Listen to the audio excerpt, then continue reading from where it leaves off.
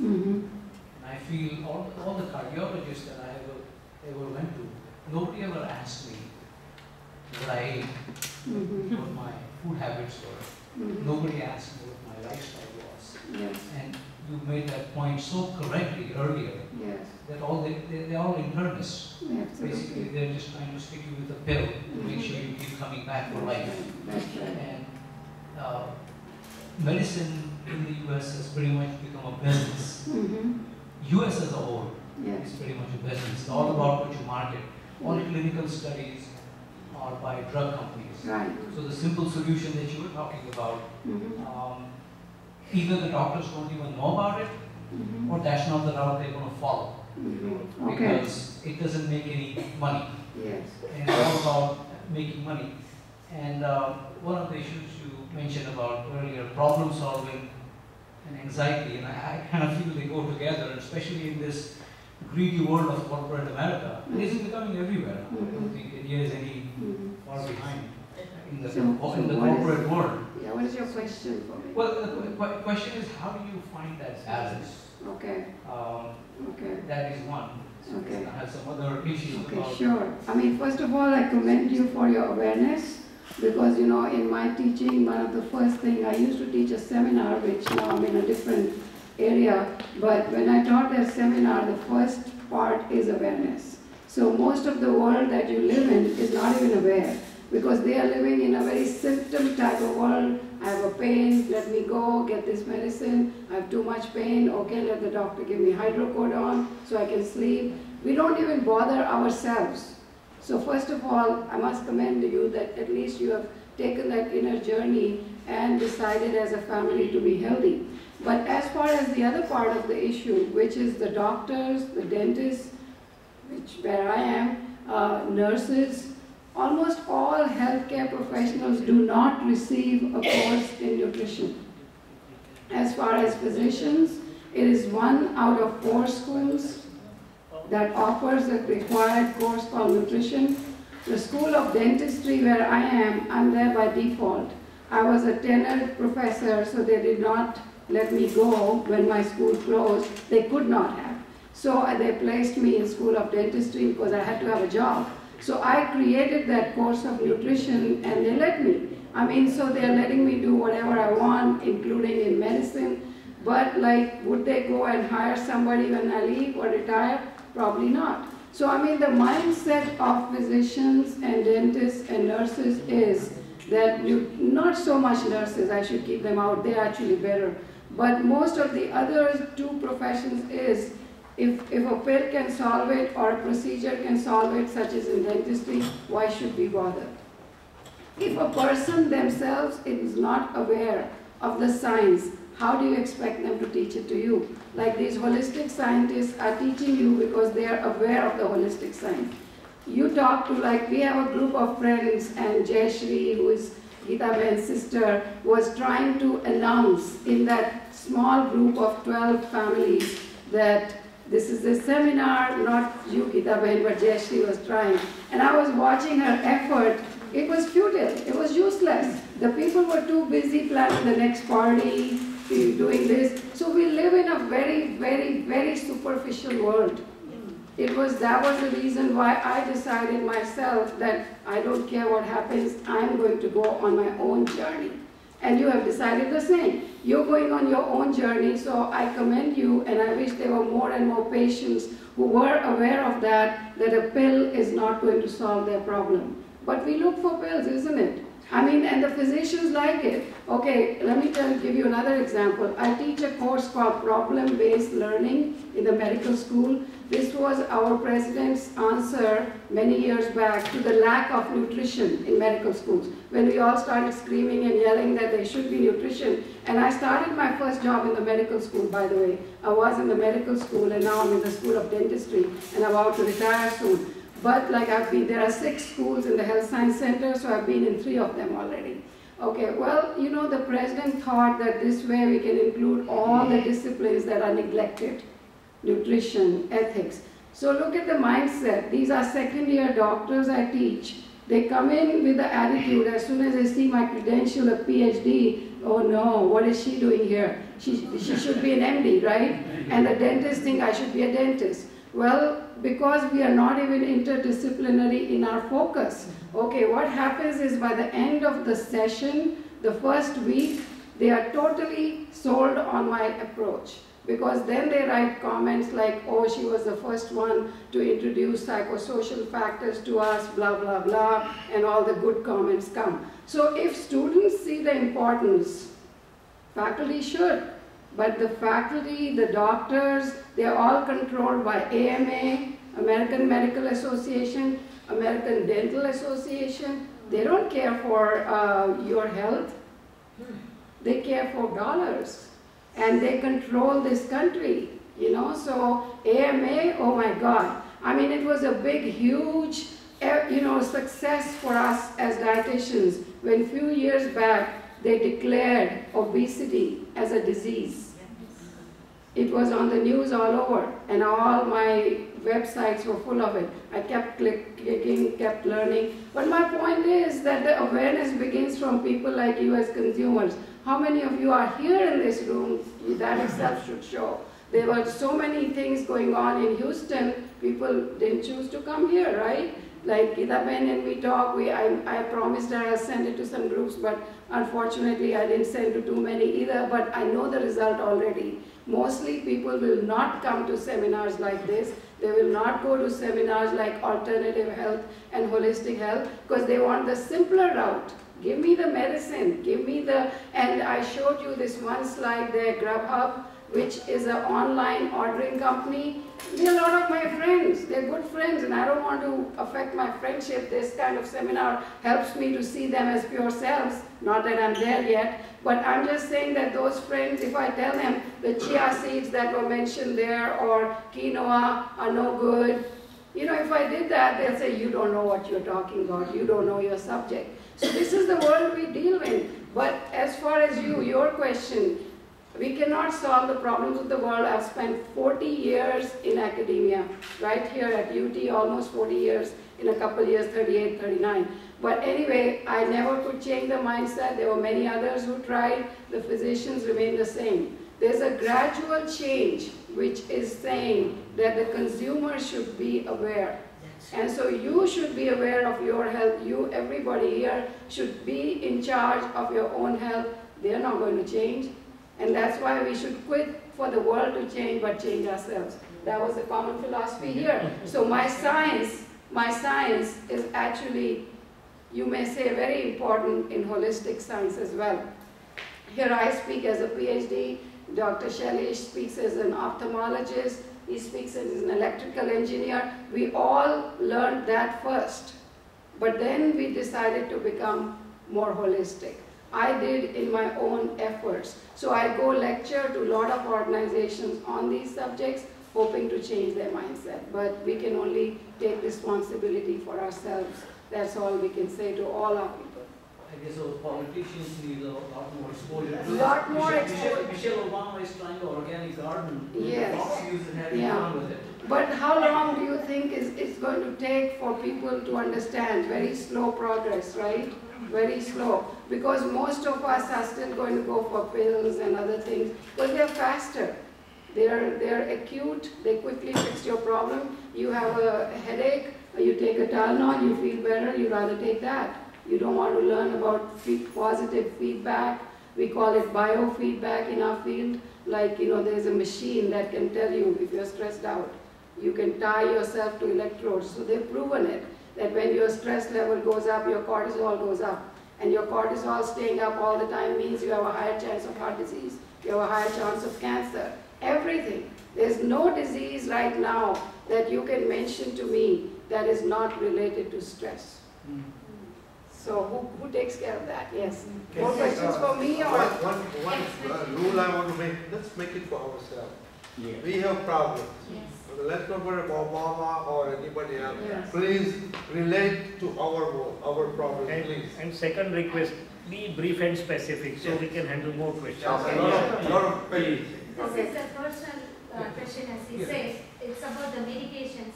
But say my personal experience was like I never believed in taking medicines. But there came a point in my life where I did not, take that course. My health has deteriorated very much. So, what would be your advice? Because now I am at a stage where I feel that I have taken my health for granted for not leaning on to the medication which the doctors have prescribed. Okay.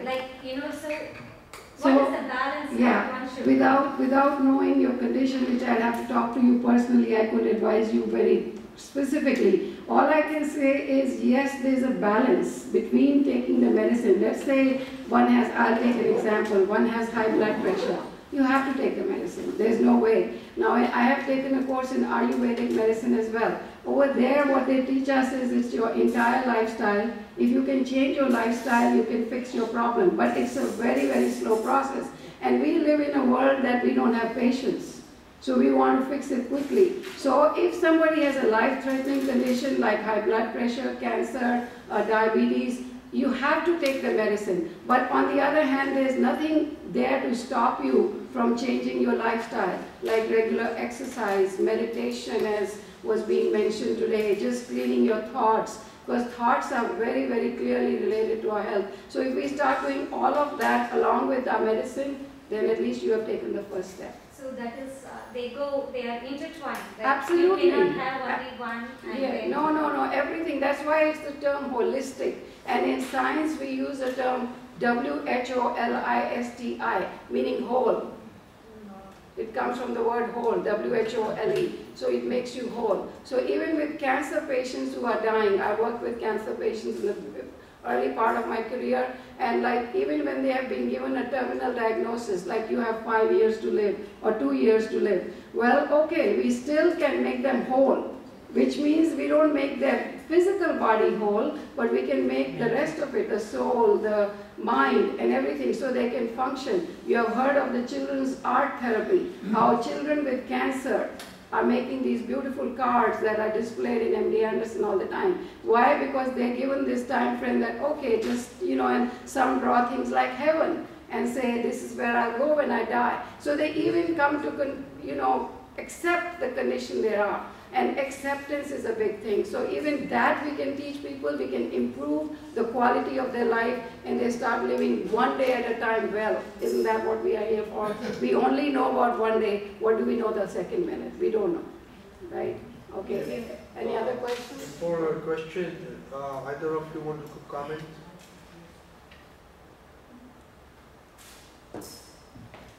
As per the lifestyle over here, people are so much used to Tylenol and Advil. They have to really think about it. But no, I'm not feeling well, and they'll just take the medication. That's what. But unless you are aware of the side effects, yes. It won't stop. No, I'm not talking about that. No, I'm just talking in general. You want to comment?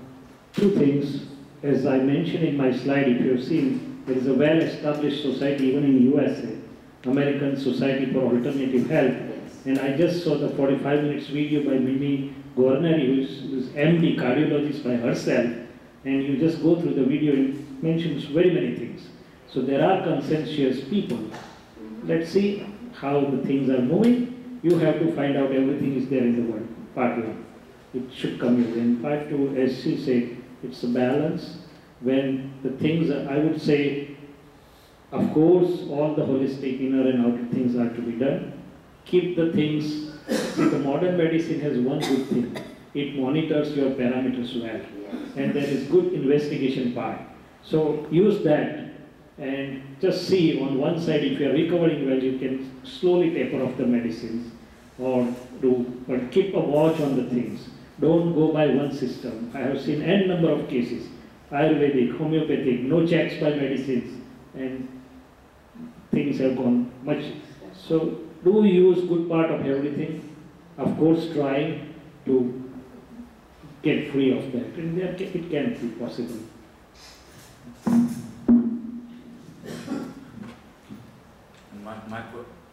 My question is just we talk about this 10 minutes silence time.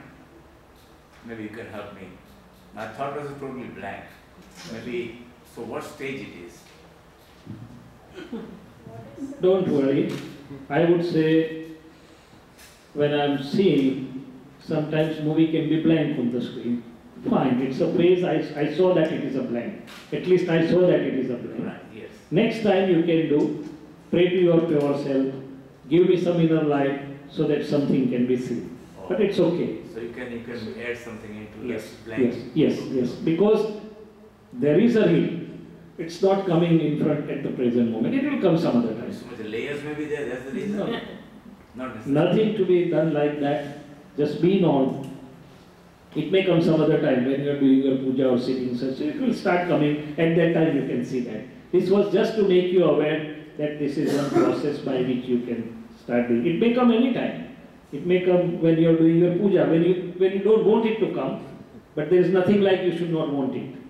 Allow it, and at that time you can do it. That's fine. But of course I would add, I would request, spray my pure self, give me the inner strength, open out the inner seeing power so that the things can be seen. But it's fine.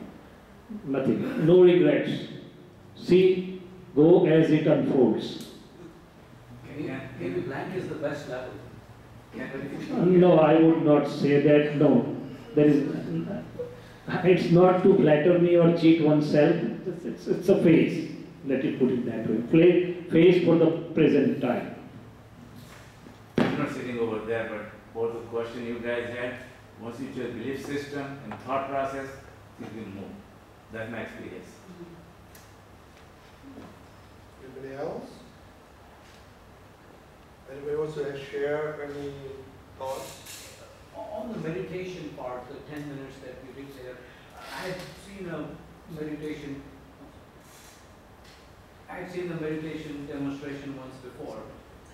Yeah, just hold it close.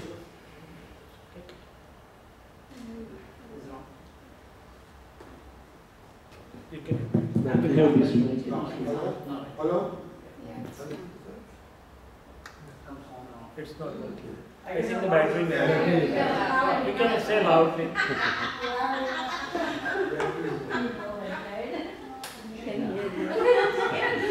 Okay, so I've seen a demo before where the lady played music, and the music was so loud that I figured there's just no way you could concentrate on anything.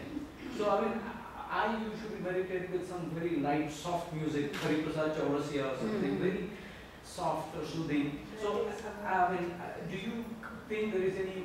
And I suppose different things work for different people, but do you have any preferences or?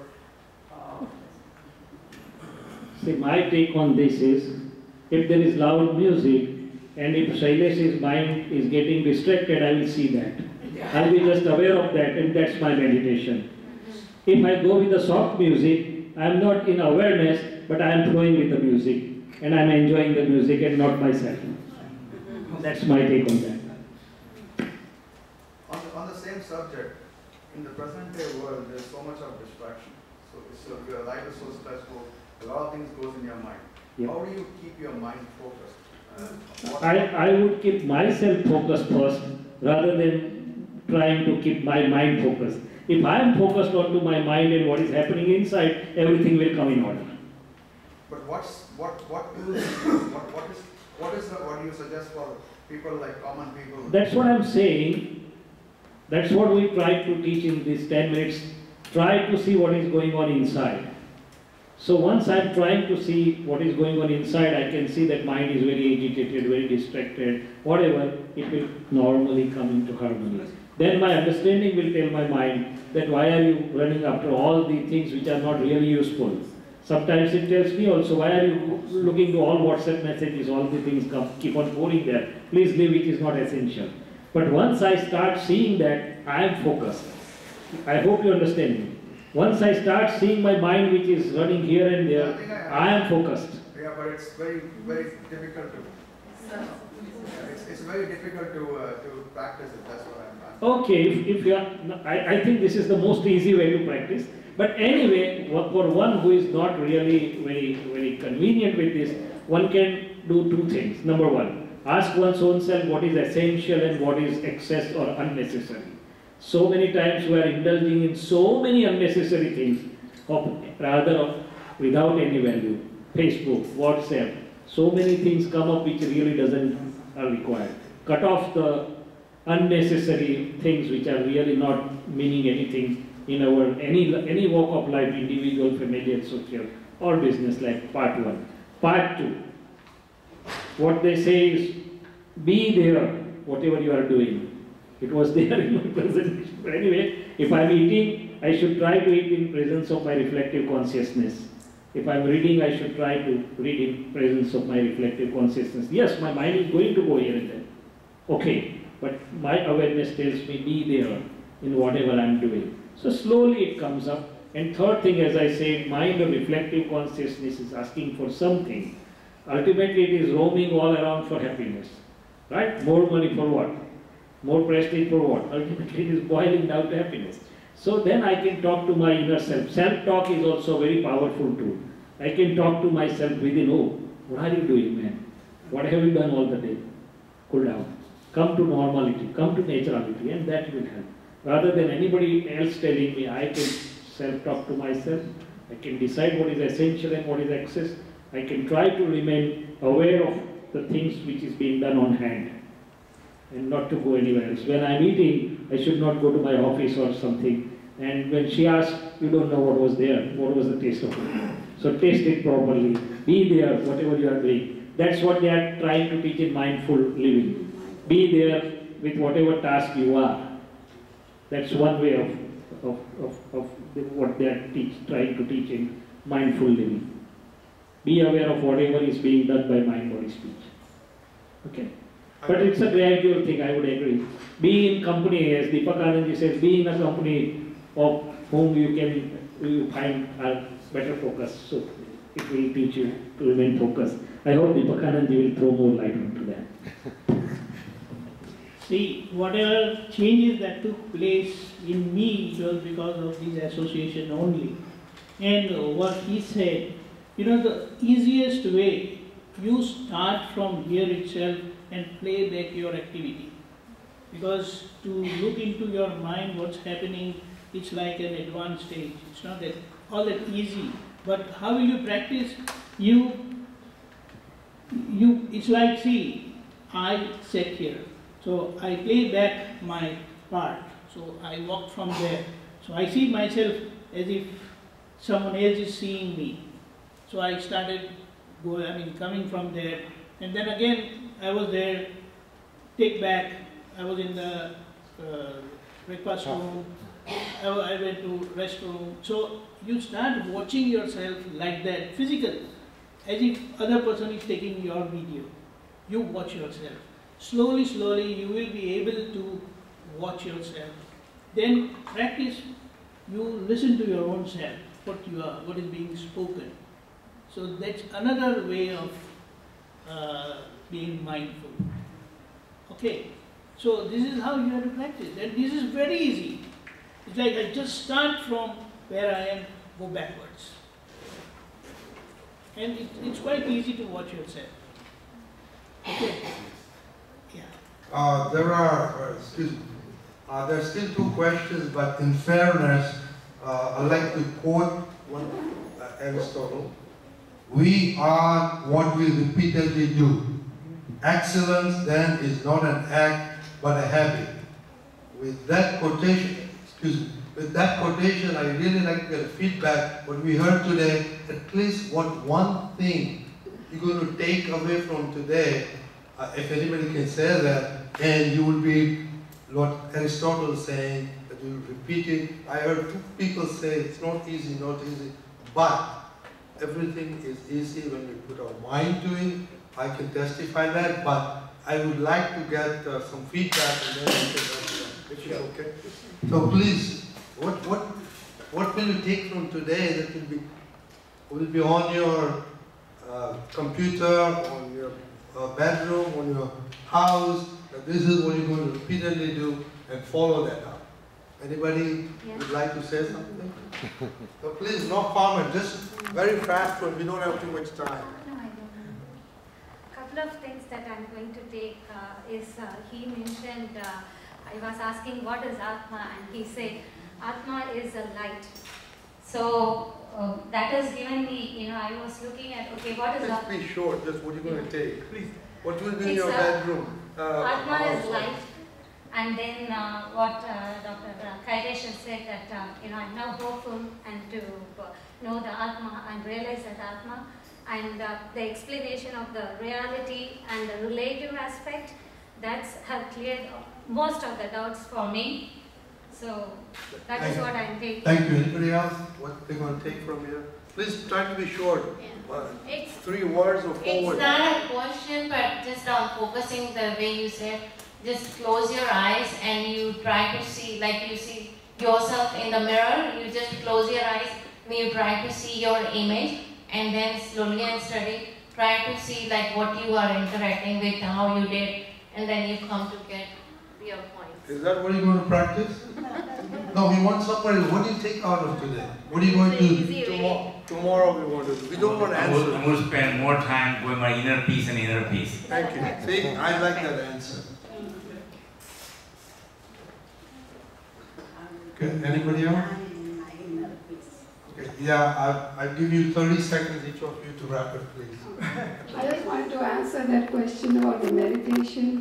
When there are many, many forms of meditation, it's really not something which is a proven science that way that you must do this, you must do this. Everybody is different. But in the beginning, many spiritual masters advise that you have a mantra, like even Om or Om Namo Shivaya, and you start out with that. So you keep bringing your mind back to that every time it wanders. But among the scientists, I want to quote a scientist, Dr. Benson. He has an MD, Herbert Benson, and he has written a very powerful book called Timeless Healing. So you can look up on Google his name, Benson, B-E-N-S-O-N. I've attended his lectures and taken a course with him. And then there's John Kabat-Zinn. So these two people have really created some very scientific tools to get to the same issues that were addressed today by both our Swamis here. So you can at least go to that if you want to.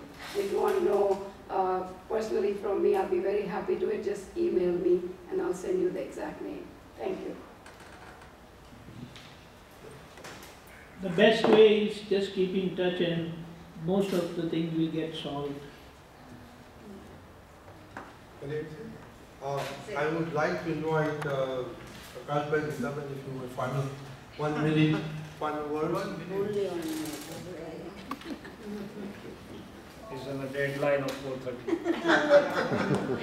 That's they are looking for.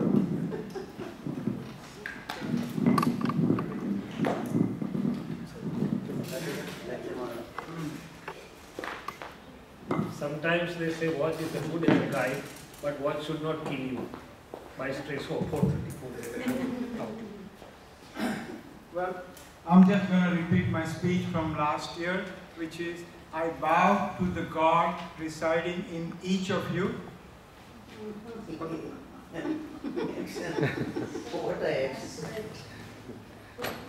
Thank you so much. I appreciate your entry here and enjoying. I thank you, our speakers, and I thank you everybody, and I bow it to you also. Thank you. Thank you very much.